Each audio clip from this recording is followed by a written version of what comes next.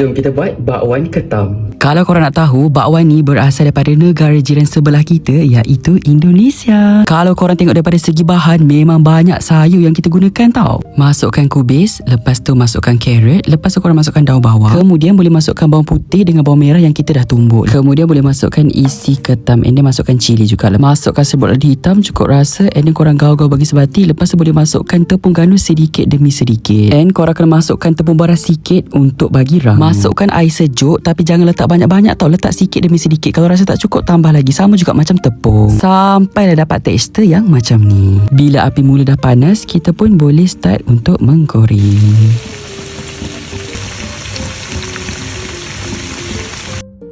Makan pula petang-petang dengan kuah kacang memang sedap.